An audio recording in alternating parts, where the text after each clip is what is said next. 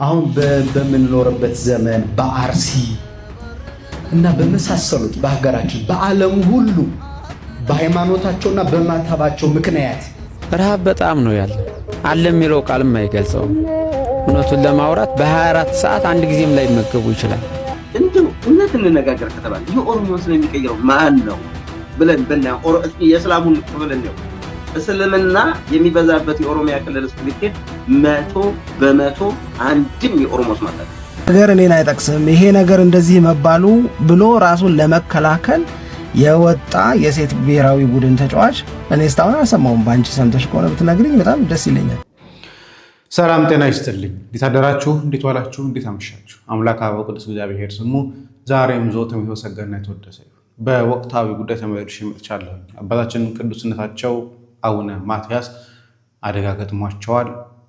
ምንድነው የአደጋ እስከምንስ የከፋ ነው የሚለውን ነገርና የሆስፒታል ቆይታቸውን የምንዳስ ይሆናል። ከዛ በተጨማሪ የአብነት ተማሪዎች ጉዳይ ነው። የአብነት ተማሪዎች እየተራቡ ነው፣ እባካችሁ ድረሱልን እያሉ ነው ያሉት።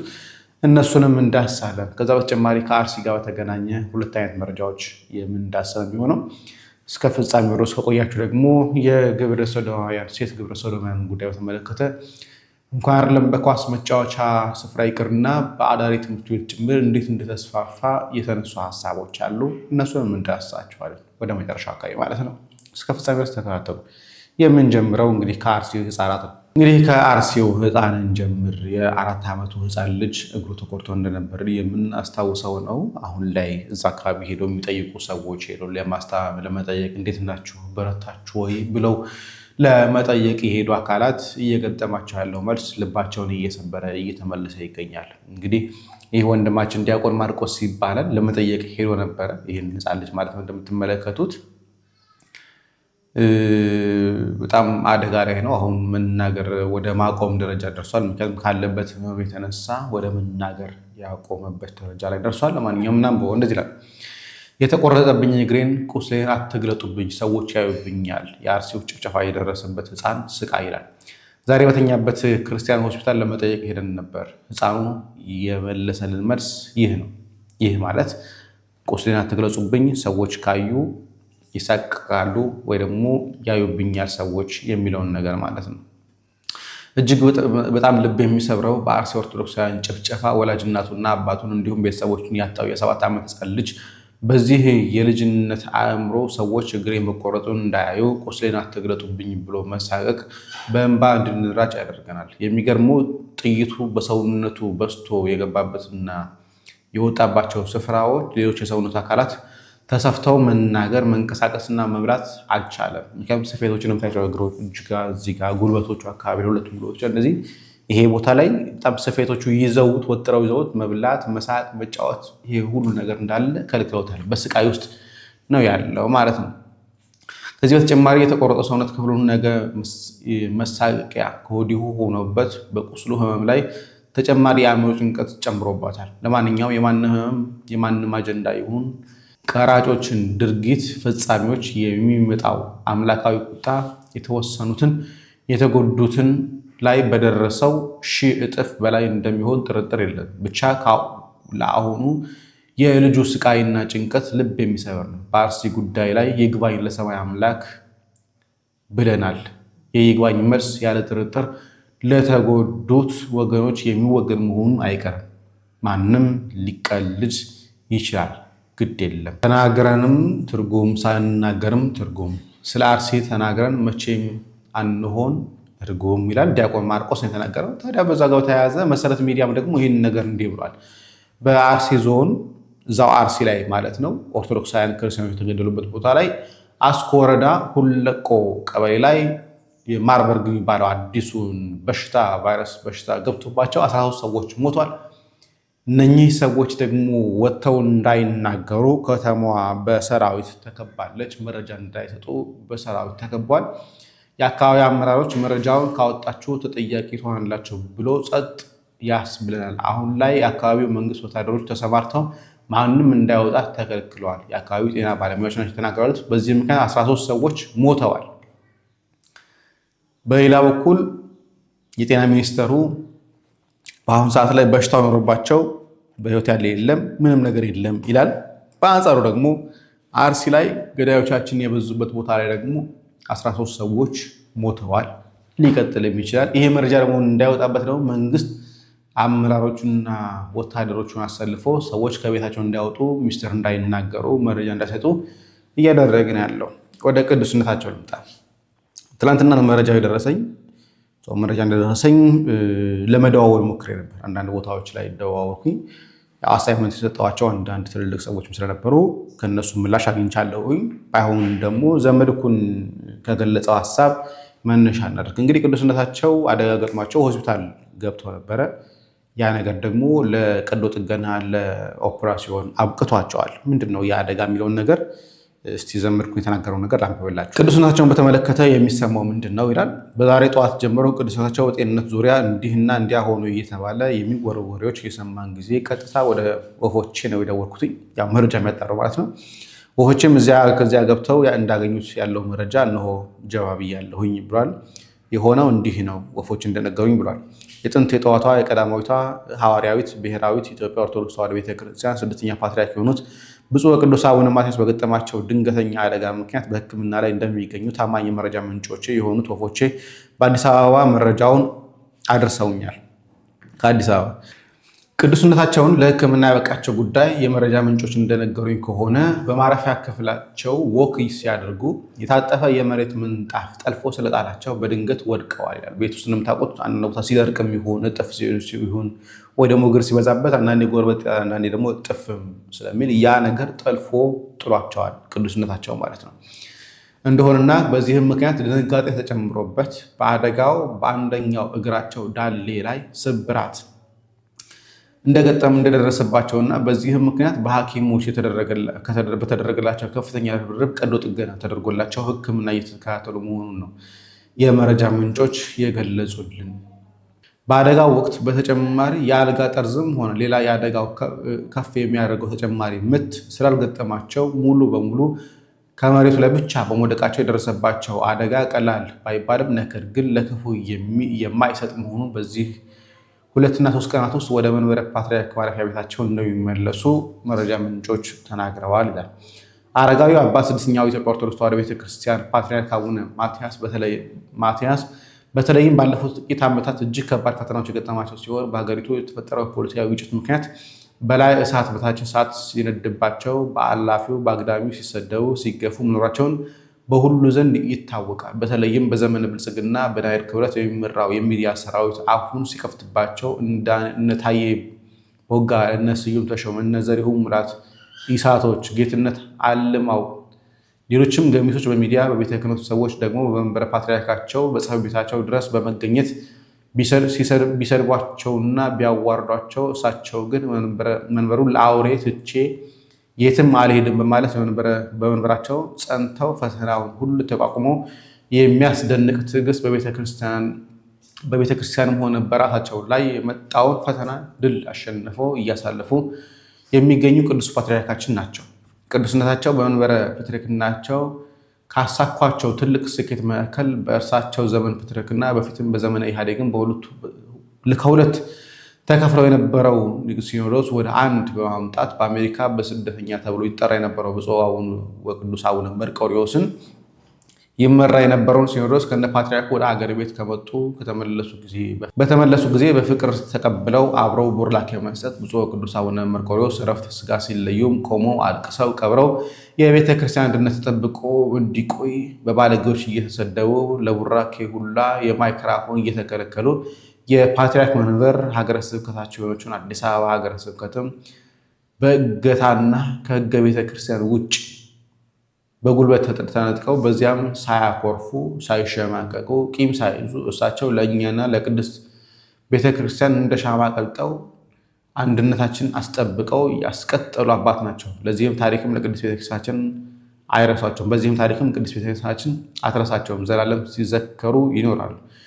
ቅዱስነታቸው በፍጥነት በቶሎ ድነው ወደ ተለመደው ቀድሞ አገልግሎታቸው ይመለሱ ዘንድ የሁላችንም ጸሎት ነው። እግዚአብሔር ይማርልን፣ አሜን ይላል። ጸልዩ በእንተ ሊቅነ አባ ማትያስ ፓትርያርክ ሊቃነ ጳጳሳት ዘሀገረ አባይ ኢትዮጵያ ይላል። ስርዓተ ቅዳሴውን ጠቅሶ መምህራችን ዘመድኩን እንግዲህ ይህንን መረጃ አጋርቶናል። ቅዱስነታቸው ትናንትና እንደሰማሁት ከሆነ ሕክምና ላይ እንዳሉና ኦፕራሲዮን ተደርጎላቸው እንደነበር ስለሰማሁኝ አንዳንድ ቦታዎች ላይ እንደመደወል ሞካክር ያለሁኝ አዲስ አበባ ቤተ ክህነት ውስጥ ያሉትም ጭምር ሞካክር ነበር በግሌ። ከዛ በተጨማሪ ደግሞ እንዳልኳችሁ ሰፋ ያለ መረጃ የሚያገኙ አካላት ጋርም ተነጋግረን ነበር። እንግዲህ ቅዱስነታቸው የገጠማቸው ነገር ከእርጅና ጋር ተያክሎ ቀዶ ጥገና የተደረገላቸው አሁን ላይ አቡነ ማትያስ በጣም መጠበቅ ካለብን በጣም በጸሎት ማገዝ ካለብን እንደኛ ደካሞች አጣን ጸሎት እንደሚጠቅማቸው ባላቅም ግን በጸሎት ማገዝ ካለብን አባቶቻችን መካከል ላይ እሳቸው ናቸው። እሳቸው መንበራቸውን አጡ ማለት ምን አይነት ኬዎስ እንደሚፈጠር ምን አይነት ሁከትና ብጥብጥ ሊፈጠር እንደሚችል ምን ያህል መንበሩን ለመሻማት የዘር መቧደኑ የብሔር መቧደኑ ክፉ ስራዎች የተወገዘውም ጭምር ካልተሾምኩኝ የሚልባት ሊሆን ስለሚችል ቤተክርስቲያን አሁን ባለችበት ሁከት ውስጥ የቅዱስነታቸው ደግሞ ሌላ ተጨማሪ ጉዳት መስማታችን እውነት ለመነጋገር በጣም ውድቀት ነው። በጣም ከፍተኛ ሁከት ይፈጠራልና እባካችሁ ቅዱስነታቸውን እንዲተርፉልንና ጠንክረው ወደ መንበራቸው ተመልሰው እንዲመሩልን ሁላችንም በያለንበት ልንጸልይላቸው ይገባል እያስባለሁኝ። ሌላው ተጨማሪ መረጃ እንግዲህ በጋምቤላ የተፈጠረው ግጭት ነው። መሰረት ሚዲያ ይሄን ዘግቦታል። በጋምቤላ ክልል ከሰሞኑ በተነሳው ማንነት ለይቶ እየተፈጸመ ያለው ጥቃት ሰላማዊ ዜጎች ህይወታቸው እያለፈ እንደሆነ ተናግሯል። ምንም ማሸፋፈን አያስፈልገው። በአካባቢው አጠራር ቀይ ሰው ወይም ደገኛ ወይም ደግሞ ሀበሻ የሚሉት ዜጎች ላይ ጥቃት ሲደርስ ቆይቷል። አሁንም እየደረሰ ነው። መሸፋፈን መፍትሄ ስለማይሆን ድርጊቱን ይፋ ሆኖ መፍትሄው ሊበጅለት ይገባል በማለት የጋምቤላ ከተማ ነዋሪዎች ሲናገሩ እንደነበር ዘግቧል። የሰሞኑ ጥቃትና ግድያ ለወረዳው ለማሳወቅ የሄዱ በቁጥር 5 የሚሆኑ ሰዎች በህዳር 7 ዓ.ም የታሰሩ መሆኑን ይታወቃል። ምክንያቱም ይሄ ነገር እየተከሰተ ነው እባካችሁ ይሄን ነገር አስቁሙልን ለማለት ብለው እንኳን የሄዱ ሰዎችን እነሱንም ጭምር እንግዲህ አስረዋቸዋል ማለት ነው። ይሄ መሰረት ሚዲያ ዘገባ ነው። የሆነ ሆኖ ወደ ቪዲዮዎቻችን እንምጣ። እስካሁን ከተከታተላችሁት ቀሪው ደግሞ የሚጠቅም ስለሆነ ሼርና ላይክ ማድረጋችሁን አትርሱ። እንጀምር። አሁን በምንኖርበት ዘመን በአርሲ እና በመሳሰሉት በሀገራችን በዓለም ሁሉ በሃይማኖታቸውና በማተባቸው ምክንያት ይህን ሁሉ ዘግናኝ መከራ የሚቀበሉ የእሷ ዘሮች ስለሆኑ ነው። ምክንያቱም ከዘሯ የቀሩትን ሊዋጋቸው ሄደ ነው የሚለው ዮሐንስ በራእዩ። የማይቀር ነገር ነው። በቃል ኪዳኗ ከተማጸን መከራው አይቀርም። ታስተውላላችሁ። በክርስትና ስም ክርስቲያንን ብለው የሚያምኑ ነን የሚሉ የእምነት ተቋማት አሉ። አንዳቸውንም ሰይጣን ይነካል። አንዳቸውን ለይቶ ከዘሯ የተረፉትን ነው እነማን ማተብ ያሰሩትን ከሁለት አካል አንድ አካል ከሁለት ባህሪ አንድ ባህሪ ብለው የሚያምኑትን ለእመቤታችን ክብር ያላቸውን በክርስትና ስም የማይነግዱትን ንጹሃን ከዘሯ የተረፉትን ግን ሊዋጋ ሄዷል። ሊቀር አይችልም። አሸነፉት። ግን ከጥንት ጀምሮ ሰማዕታቱ ሰውነታቸውን ለእሳት ለስለት ጻድቃኑ በዱር በገደል ጤዛ ለሰው ድንጋይ ተንተርሰው ድምፅ አራዊትን ጸባ አጋንንትን ታግሰው የሌሊቱን ቁር የቀኑን ሐሩር ችለው ዳዋ ጥሰው የላመ የጣመ ሳይበላ ድል ነሱት። ደናግል መነኮሳቱ እሷንተ ምክንያቱም ነቢያት ድል ነሱ። የነቢያት ትንቢት ናት። የሐዋርያት ስብከት ናት። የሰማዕታት እናት ናት። የጻድቃን እመቤት ናት። የደናግል የመነኮሳት መመኪያ ናት። የሁሉ መሰረት ናት። ስለዚህ እነሱ ድል ነሱት። አሁን የቀረው የኛ ነው። እስከዛሬ ድረስ ያለማቋረጥ መከራ እየተቀበሉ ያሉት ክርስቲያኖች ድል የነሱት ናቸው። ከሷ አማላጅነት ቃል ኪዳን አታወጣንም፣ ማተባችን አትነጥቀንም፣ ከዘሯ የቀረነን ብለው በደማቸው ድል ነሱት። የእመቤታችንን አሰረ ፍኖት ተከትለው እናታችን ካለችበት ከክብር ቦታ የሚገቡ ሆነዋል። እናመሰግናለን መምህራችን መጋቢ ሐዲስ እንዳልከን እግዚአብሔር አምላካችን ረጅም ዕድሜ ከጤና ጋር ይስጥልን። ኦርቶዶክሳውያን እውነተኛ መንገድ ላይ ስለሆንን እውነትን የያዝን ስለሆንን ሁሌም ቢሆን መከራ ይደርስብናል። እንግዲህ በአርሲ ጉዳይ በተመለከተ በዚህ በኡጋንዳም በተለያዩ ኢትዮጵያ ውስጥ በአውሮፓ ክፍላትን ጸሎት እየተደረገ ነው ያለው። እንግዲህ ይሄ ደሴ ላይ የተከሰተ ነው። ላሳያችሁ። በደሴ ከተማ በርዕሰ አድባራት ደብረ መድኃኒት መድኃኔዓለም ቤተክርስቲያን በአርሲና አካባቢው ላይ በማተባቸው ምክንያት በግፍ ለሚታረዱ ኦርቶዶክሳውያን መታሰቢያ የሚሆን የጧፍ ማብራትና እንዲሁም ደግሞ የጸሎተ ፍትሃት መርሃ ግብር ተካሂዷል ማለት ነው። እንግዲህ ሁላችንም በአርሲና አካባቢው ላይ በግፍ ለሚታረዱ ኦርቶዶክሳውያን ድምጽ እንሁን እያልን መልእክታችን እናስተላልፋለን። ይሄ ቪዲዮ ለብዙዎች እንዲደርስ ሼር፣ ኮፒ ሊንክና ሪፖስት ማድረጋችሁን እንዳትረሱ። ኮመንት ላይ የገባችሁ ፍትህ ለአርሲ ኦርቶዶክሳውያን ባለማተቦች እያላችሁ ኮመንት ላይ እንድትጽፉልኝ በእግዚአብሔር ስም ጠይቃችኋለሁ። አሁንም ድምጽ እንድንሆናቸው በድጋሚ ይህን ቪዲዮ ሼር፣ ኮፒ ሊንክ ማድረጋችሁ እንዳትረሱ። እንግዲህ ይሄ ነገር እንዳኳቸው ኡጋንዳ ላይ በተለያዩ አውሮፓ ክፍል ላይ እንደቀጠለ ነው።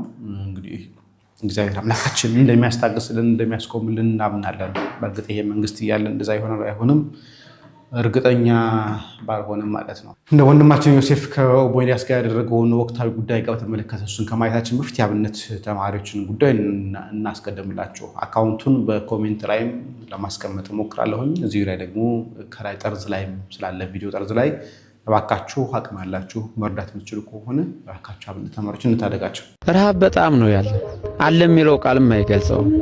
እውነቱን ለማውራት በ24 ሰዓት አንድ ጊዜም ላይ መገቡ ይችላል።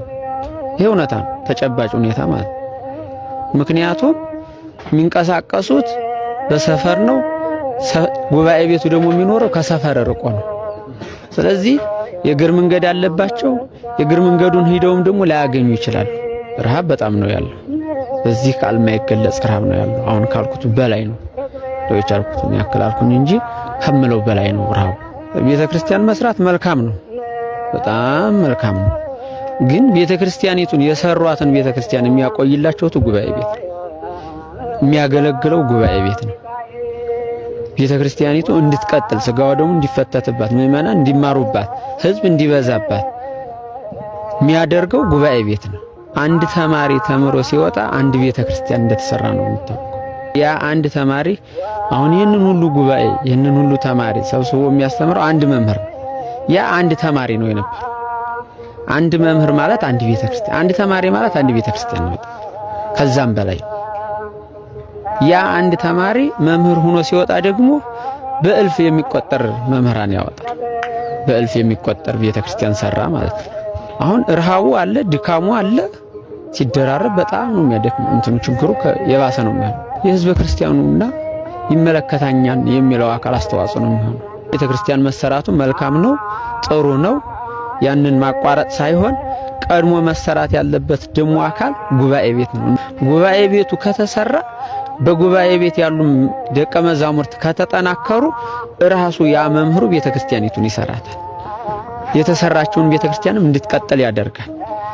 ሰው በሌለበት ቤት መስራት ያው ለሌላ ተባይና ለሌላ ተጋላጭ ነገር ማድረግ ካልሆነ በቀር ደቀ መዛሙርት ሳይኖሩ አብነት መምህራን ሳይኖሩ ደቀ መዛሙርት በቅተው ደርሰው ጉባኤ ቤት አስፍተው አምልተው እንዲዘረጉ ካልተደረገ የቤተክርስቲያኒቱ መሰራት አቅም ያላቸው አካላት አብነት ትምህርት ላይ ትኩረት ቢያደርግ ትምህርቱ ሰማያዊ ምድራዊም ነው። ቅዱስ ያሬድ ከሰማይ ነው ወንበር ተምሮ የመጣው። ዕውቀቱን አውቆት የመጣው ከሰማይ ነው። ዋይ ዜማ ዘሰማይኩ በሰማይ ነው ያለ። ያን በሰማይ የሰማውን ትምህርት ነው እንግዲህ አንጥቶ ለምድራውያን ያስተማር። ለዚህም ነው ጻድቁ ንጉሱ ነብዩ ዳዊት ወህብስተ መላእክቲሁ በልዑ ለማያው ያለው። የመላእክትን እንጀራ የሰው ልጆች በሉት ያለው ትምህርቱ ሰማያዊ ስለሆነ ነው። ትምህርቱ ሰማያዊ ስለሆነ ነው። ሰማያዊው ምግብ ደግሞ ለነፍስ ነው የሚጠቅም ለነፍስ። ስለዚህ ለስጋ በዚህ ያሉ ምዕመናንና ክርስቲያኖች ለደቀ መዛሙርቱ አስተዋጽኦ ቢያደርጉ ልብሱን፣ ቤቱን፣ ቀለቡን ይሄ ቢሟላ ህልማቸውም ራእያቸውም ሐሳባቸውም ኦን ይሆናል ብዬ አምናለሁ።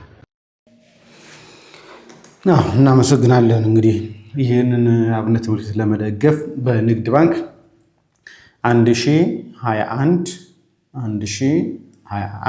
96 07 94 7 ደሴ ደብረ ሰላም ቅዱስ ሚካኤል እና አቡነ ገብረ መንፈስ ቅዱስ ቤተክርስቲያን ይላል። ይሄ እዛው ወንድማችን ጋር ያስቀመጠው ነው፣ ዲያቆኑ ያስቀመጠው አድራሻ ነው። ስክሪን ላይ ማስቀምጥላችኋለሁ። ኮሜንት ሴክሽን ላይ ፒን ለማድረግ ሞክራለሁ ሳልረሳ ማለት ነው። እንግዲህ ሁላችንም አብነት ትምህርት ከሞተ ቤተክርስቲያን የለችም። በነገራችን ቤተክርስቲያን በቴዎሎጂያን በነገረ መለኮት ምሁራን ብቻ የምትደገፍ አይደለች። ቤተክርስቲያን ሁለመናዋ፣ ቅዳሴዋ፣ ሁሉ ነገሯ የሚወጣው ከአብነት ትምህርት ቤት ነው። አብነት ትምህርት ቤት ከሌለ ቤተክርስቲያን የምትራመደው እርምጃ አይኖራትም። ያለ አብነት ትምህርት ቤት ቅዳሴ መሰዋት፣ ቅዳሴ ማስቀደስ፣ ቅዳሴ መቀደስ የሚባል ነገር ስለማይኖር ማለት የጀርባ አጥንቶቿ ከምንም ነገር በላይ የጀርባ አጥንቱ እሱ ነበር። የዛሬ 3 ዓመት አካባቢ ላይ በጣም ብዙ ጊዜ ስናገር ነበር። በተለይ ከአብነት ትምህርት ቤት ጋር በተገናኘ ለአብነት ትምህርት ቤቶች 20 ሚሊዮን ምናምን ተብሎ በጀት ይያዛል። ለመኪና ግዢ ተብሎ 60 ምናምን ሚሊዮን ተብሎ ደግሞ በጀት ይያዛል። ቤተክርስቲያናችን መሰረታዊ ጉዳዩ አብነት ትምህርት እንጂ መኪና ግዢ አልነበረም። አሁንም እየቀጠለ ያለው አብነት ትምህርት ቤት በጀት በጣም ጥቂት የሚባል ሁኔታ ላይ አብነት ተማሪዎች እየተራቡ ነው ያሉት። ስለዚህ ባካችሁ እንድረስላቸው፣ ድረሱላቸው። ይህን እንቀጥል። መሬት ላይ ኦሮሚያ ምድር ሲኖረን እናንተ አሁን ከአየር ላይ መሬት እንውረድና እስቲ የኦሮሚያ ምድር ውስጥ እስላሞች ያሉበትን አካባቢ እኔ ኦርቶዶክሶች የሚበዙበት አካባቢ ያለ እሱን እኔ ፕሮቴስታንቶች ያሉበትን አካባቢ እኔ እንደው እውነት እንነጋገር ከተባለ የኦሮሞን ስለሚቀይረው ማን ነው ብለን በእናትህ የእስላሙን ክፍል ነው እስልምና የሚበዛበት የኦሮሚያ ክልል ውስጥ ብትሄድ 100% አንድም የኦሮሞ ስም አታገኝም። ወይ ቁርአን ስም ነው ያው ከመጽሐፍ ከቁርአናቸው ወይም የአረብ ስም ነው ባጠቃላይ 100% ነው ማለት በቃ 100%። እነዚህ ሰዎች እሺ እውነት ከሆነ እንደው ክሳቸው እውነት ከሆነ እንደው ሚዛናዊ እንኳን ለመሆን ኦርቶዶክስን በሚከሱበት ልክ እስላሞችን ለምንድን ነው የማይከሱት? ከእነዚህ ሰዎች ስማችንን ቀይረው አረብ አደረጉ ለምን አይሉም ብለህ ስታስብ እዚያ ቤት እሳት አለ፣ እዚያ ቤት ሰይፍ አለ። ስቄልም ሆነ ገመቹ ይሄንን ብሎ ኦርቶዶክስን በሚከስበት ልክ እስልምናን ከሶ አይ ከአዲስ አበባ ወጥቶ ደብረ ዘይት ደርሶ አይመለስም። አዲስ አበባ ውስጥም ላይኖር ይችላል። እዚያ ቤት በሰይፍ የሚዘለዝል በሳት የሚያቃጥል ስላለ ማለት ይሄን አደረጉት። እውነተኛ ሰው ቢሆን አትሊስት ሚዛናዊ ለመሆን እንኳን ይደረግ ነበር። አያደርጉትም። ግን መሬት ላይ ስትል ያለው ሪያሊቲ እስላሞቹ አካባቢ ቢት አንድም የኦሮሞስ ማታለ እና ደግሞ ፕሮቴስታንቱን ላሳየ ምዕራብ ወለጋ እዚህ ምዕራብ የደቡብ ህዝቦች ጋር እንዳለ ጴጥሮስ ጳውሎስ እኮ ነው የሚገርመው። ከ1910 20ዎቹ ቤት በኋላ የተወለደው ትውልድ እንዳለ ጴጥሮስ ጳውሎስ ነው የሚገርመው። አንድ ጊዜ 1992 ላይ ኦኔሲሞስ ነሲብ መጽሐፍ ቅዱስ ወደ ኦሮምኛ የተረጎመበትን እናከብራለን ብለው መጥተው ነበር ወደዚህ ወደ ምዕራቡ ላይ እና አንድ ሰው ቤት ነበሩ። የነጋሶ ጊዳራ ጓደኛ ነበሩ። አብሮ አፈር ፈጭተው ያደጉ ሰው ናቸው። አገኘዋቸው። ልጆቻቸው መካነ ኢየሱስ ገብተው ትራክት ይዘው መጥተው ወደ ትራክቱ ምን ይላል መሰለህ? ጋላና ሻንቅላ መንግስተ ሰማያት አይገባም ብሎ በዛት ስማችንን ቀይራለች የሚል ሰውየው አንድ ነው። በጣም ነዷቸዋል። እኔ ስደርስ ማለት ልጆቻቸው ለሁሉም አይሰጥም። የሚገርም ነገር ምክንያቱም መልስ ስለሚሰጥበት በአደባባይ እንዲወጣ አይደረግም። ውስጥ ለውስጥ የሚያስተምሯቸው መምህራን ጋር ነው ትራክቱ የደረሰው። ልጆቻቸው ደግሞ ከዚያ አገልጋዮች አንዱ ናቸው። ቤት ይዘው መጥተው ሰውየው ተናደው ተበሳይተው ስም የሚቀይሩት እኮ እነሱ ናቸው ብለው ሰውየው በጣም ባይ ይነግሩኛል ማለት እንዴት አልኳቸው። ነጋሶ ጊዳዳ እኮ ይሄን ስም ያገኘው ኦርቶዶክስ ውስጥ ስለተወለደ ነው። እሱ ከተወለደ ከሄደ በኋላ ነው ወደ ፕሮቴስታንት ሄዱ። ከዛ በኋላ ልጆቻቸው ሰለሞን፣ ሩት ምናምን ናቸው የቄስ ጊዳዳ ልጆች ማለት ነው። ያንን ምሳሌ አንስተው አስደመሙኝ። አንድ በጣም የሚገርም ነገር አንድ ምዕመን ናቸው እንግዲህ እንዲህ ተቃጥለው የሚያወሩት በጊዜው እና እንደው ይሄ እንደው መቀርጸ ድምጽ ኖሮ ድምጻቸውን ብቀርጸው ኖሮ እያልኩ ቁጭኛ ብዙ ነገር ነው የነገሩኝ። በጣም ብዙ ነገር ነው የነገሩኝ ስለምናገር እና ቤተክርስቲያን ላይ በምሰራው ስራ ያግዙኝ ነበር። በጣም መረጃ ልነግርህ አልችልም። በቃ ልክ የሆነ ታውቃለህ የሆነ ማህደር ናቸው ነው በቃ የሆነ መዝገብ ናቸው። እያንዳንዱ ቀን ሳይቀር ነው የሚያሳውቁት። አቡነ ሚካኤል ወደ ከለቀምት ከሀገር ከመሃል ሀገር ተነሰው ወደ ደምቢዶሎ በዛም አልፎ ወደ አሶሳ በዛም በጋምቤላ ወደ ጎሬ ሲሄዱ ያደር ቀን በቀን የተደረገው ነገር ነው ሲነግሩኝ የነበረው የሚገርም እና ምን ልፈልጌ ነው እውነት ከሆነ እንሂድና ሁሉም ቦታ እንደው ጥናት ይደረግ ቢባል አሁን በእውነት እንነጋገር ከተባለ ማን ነው የኦሮሞ ስም የሚቀይረው? እና ኦርቶዶክስ ወዳለበት አካባቢ ደግሞ ነው የኔ አካባቢ ልውሰድ። የኔ አካባቢ የኔ ዘመዶች የኔ አጎቶች ገመቹ፣ ጆቴ፣ ኩምሳ፣ ነገው፣ ሂርጴ ሴቶቹ ገላኔ፣ ሜቲ ሴቶቹ አያቶች አክስቶች ምናምን ነው የምነግራው እኔ። ኦርቶዶክሶች ናቸው። የኔን ስም የኔና ሚኤሳ ደበሌ ዲነግዴ ቡሹ ነው የኔ አያቶች። እስኪ እነዚህ በሙሉ ኦርቶዶክስ ናቸው። እና አባዱላ ገመዳ እኮ አባዱላ ገመዳ የሚለው ስም ያገኘው ኦርቶዶክስ ስለነበር ነው። የሚገርም ነገር መሰረቱ እንጂ እስላም ቢሆን ኖሮ ሙሐመድ ነበር ወይ አብደላ ነበር የሚባለው። እነዚህ ስልጣን ላይ ያሉትን አዳነች አቤቤ፣ ታከለ ኡማ፣ ታየ ደንደአ፣ ሽመልስ ማን ነበር? ሽመልስ አብዲሳ፣ እነ ለማ መገርሳ። እነዚህ ሰዎች ወላጆቻቸው ኦርቶዶክስን ስም ይዘው የቀሩት መሰረታቸው ኦርቶዶክስ ስለነበር ሰዎቹ በጥላቻ እነዚህ አሁን ያሉ ልጆቻቸው ቢቀየሩ ማለት ነው መሰረቶቻቸው ኦርቶዶክስ ስለሆኑ ነው ይሄን ስም ይዘው የቀጠሉት። የሚገርም ነገር እስላም ቢሆኑ ኖሮ ፕሮቴስታንት ቢሆኑ ኖሮ እርግጠኛ ነኝ በተወሰነ ይሄን ስም አይዱም ነበር። በጣም ግሩም ሪያሊቲ መሬት ላይ እውነት ነው። መደባበቅ አያስፈልግም። አሁን ላይ እንደውም እንግሊዝ ላይ የተባለ ባለፈው አንድ ጥናት እየወጣ ነበር። ቁጥር 1 የህፃናት ስም በአሁኑ ሰዓት ላይ እንግሊዝ ላይ ሙሐመድ የሚለው ስም ኖህ የነበረውን አይ ቲንክ ኖሃ ነበረ መጀመሪያ ስም ይቋጥ የህፃናት ስም አብዛኞቹ ኖሃ በሚል ነበር አንደኛ የነበረው። አሁን መሐመድ ሆኗል። ዋይ ማን ነው ስም እየቀየረ ያለው? ጸበል ሲሮጫቸው እንደዚህ ያድርጓቸዋል፣ ስም ይቀይሩላቸዋል ምናምን የሚባል ነገር ማን ነው ስም ይቀይሩ? እኛ ወይስ እነሱ? ማን ነው የአረብ ስም ያላቸው? እኛ ወይስ እነሱ? ይሄ ልናስብበት ልንነጋገርበት ይገባል ብዬ አስባለሁኝ።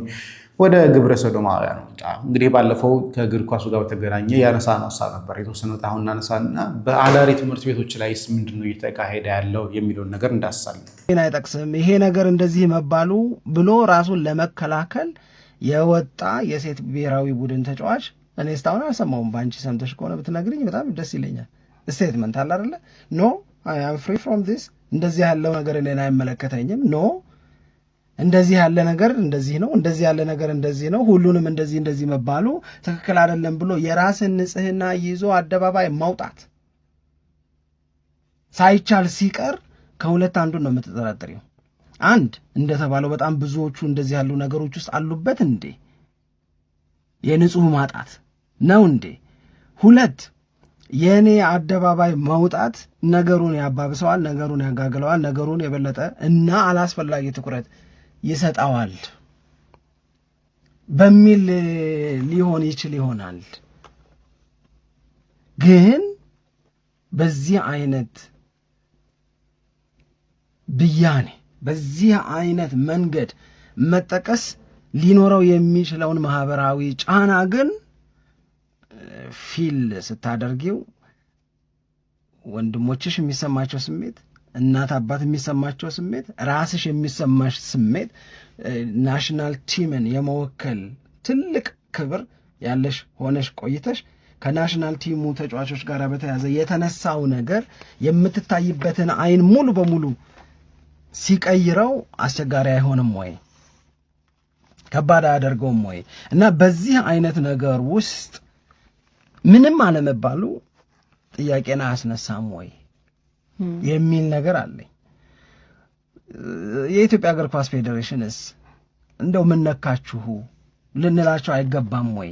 ምክንያቱም አሁን እያወራን ያለነው የናሽናል ቲም ጉዳይ ከሆነ ናሽናል ቲሙ ቀጥተኛ ባለቤቱ የኢትዮጵያ እግር ኳስ ፌዴሬሽን ነው። የኢትዮጵያ እግር ኳስ ፌዴሬሽን ደግሞ ስለ እግር ኳሱ ብቻ ሳይሆን ስለ ሶሻል ቫልዩስም ግድ ሊኖረው ይገባል። ግድ ሊኖረውም ደግሞ አስፈላጊ ነው። የኢትዮጵያ እግር ኳስ ፌዴሬሽን እውነት ይህንን ነገር ሳይሰማ ቀርቶ ነው? ሰምቶ ከሆነስ እስካሁኗም ደቂቃ ድረስ ዝም ማለቱ ልክ ነው ወይ? ብዙ ጊዜ ይህንን ድክመት እኔ አስተውላለሁ። ሳምሪ የማስተውለው ድክመት ምንድን ነው? የሆነ ነገር ይመጣል። የሆነ ነገር ከመጣ በኋላ ይወራል፣ ሀሳብ ይሰጣል፣ ሀሳብ ይወረወራል። በሶሻል ሚዲያ ነው በዋናነት ይሄ ነገር መነጋገሪያ የሚሆነው። ያም ያሰበውን ያም የተሰማውን ያም ነው ብሎ የሚለውን ነገር በሙሉ ይናገራል። በዚህ መሃል ላይ ግን ሪስፖንሲብል የሚባሉት አካውንተብል ናቸው የሚባሉት ሰዎች፣ ኃላፊነት ያለባቸው ባለቤት ናቸው የሚባሉት ሰዎች ለምንድን ነው አደባባይ ወጥተው እናንተ ህዝቦች የሰማችሁትን ነገር እኛም ሰምተናል፣ እናንተ ላይ የተፈጠረው ስሜት እኛም ላይ ተፈጥሯል፣ በዚህ ጉዳይ ላይ በነገራችን ላይ በጣም ካስገረመኝ ነገሮች መካከል እነዚህ ሁለት ነገሮች፣ አንደኛ ነገር ይሄ ነገር ውሸት ነው ብሎ ያስተባበለ ሰው የለም። ሁለተኛ ነገር ደግሞ ክለቦቹ የኢትዮጵያ ብሔራዊ ቡድን ክለቡ ራሱ ይሄ ነገር ሐሰት ነው፣ የሐሰት መረጃ ነው፣ ስለዚህ ብሔራዊ ቡድናችንን በሐሰት እየተከሰሰ ነው ብሎ እስካሁን ድረስ መግለጫ አላወጣም።